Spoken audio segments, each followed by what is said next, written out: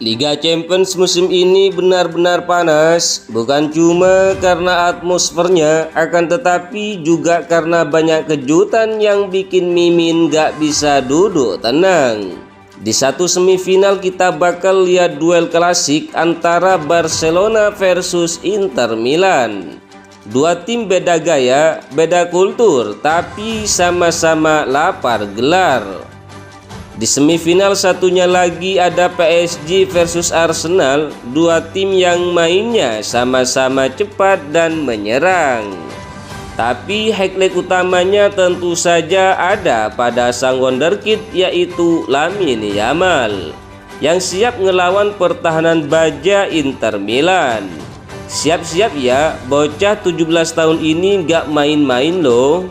Barcelona sekarang bukan tim yang ngandelin satu orang, mereka punya paket komplit di lini serang, yaitu Lamine Yamal si bocah ajaib, Lewandowski si tukang gol, dan Rafinha si lincah dan gak bisa diam. Di tangan Hansi Flick yang lebih suka sepak bola cepat dan menyerang, trio ini makin brutal. Gak heran kalau fans Barcelona sudah mulai mimpiin partai final. Barcelona kembali ke empat besar Eropa setelah performa impresif mereka di babak perempat final. Meskipun sempat kalah 1-3 di leg kedua melawan Borussia Dortmund. Kemenangan telak 4-0 di leg pertama cukup untuk membawa pasukan Hansi Flick melangkah ke semifinal dengan agregat 5-3. Tapi jangan lupa, lawannya bukan sembarangan. Inter Milan itu tim yang susah banget dibobol. Pertahanannya kayak tembok Cina, tinggi, rapat, dan susah ditembus. Dulu aja Messi pernah dimatiin sama mereka. Masa Lamine Yamal nggak bisa juga? Tapi siapa tahu kan, zaman kan sudah berubah. Inter Milan tampil sebagai satu-satunya wakil Italia di semifinal setelah menyingkirkan Bayern Munchen agregat 4-3. Membawa tim asuhan Simone Inzaghi lolos ke semifinal. Meskipun mereka harus menghadapi tantangan besar dengan cederanya Marcus Thuram. Meski begitu, kehadiran Lautaro Martinez dan Nicolo Barella tetap jadi kekuatan andalan Nerazzurri. Di sisi lain, Paris Saint-Germain terus berburu gelar Liga Champions pertama mereka sepanjang sejarah. Setelah sukses menumbangkan Aston Villa, tim besutan Luis Enrique ini akan kembali bertumpu dalam performa puncak. Kolaborasinya dengan Ousmane Dembele dan Vitinha bisa menjadi mimpi buruk bagi lini belakang Arsenal. Biasanya kalau bintang pergi, tim jadi lemah. Akan tetapi ini PSG. Beda cerita. Sejak Kylian Mbappe resmi hijrah ke Real Madrid, PSG malah kayak lepas beban. Mereka main lebih kolektif, lebih bebas, dan lebih berbahaya. Pemain-pemain seperti Dembele, Vitinha, Gonzalo Ramos sampai Hakimi sekarang dapat panggung lebih besar. Dan itu bikin PSG makin kompak. Di bawah komando Luis Enrique, PSG sudah gak terlalu Mbappe sentris. Mereka bisa nyerang dari kanan, kiri, dan tengah. Bahkan dari kiper pun juga bisa. Akan tetapi lawan mereka adalah Arsenal. Jelas bukan tim sembarangan. Tapi kalau PSG bisa main tanpa beban, ya Mimin sih curiga Arsenal bisa keteteran.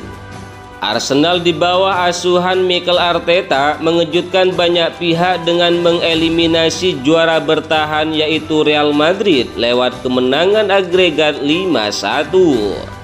Permainan agresif dan efisien yang diperagakan oleh Bukayo Saka dan Gabriel Martinelli menjadikan The Gunners salah satu favorit juara musim ini. Banyak yang suka ngeremehin Arsenal karena isinya pemain muda. Tapi sekarang jangan salah, tim ini lagi jadi kekuatan serius di Eropa. Ada Saka, Odegaard, dan Declan Rice. Semua lagi di top performa. Ditambah pelatih Mikel Arteta yang gaya mainnya mirip Pep Guardiola. Arsenal mainnya cepat, agresif, dan gak takut ambil resiko.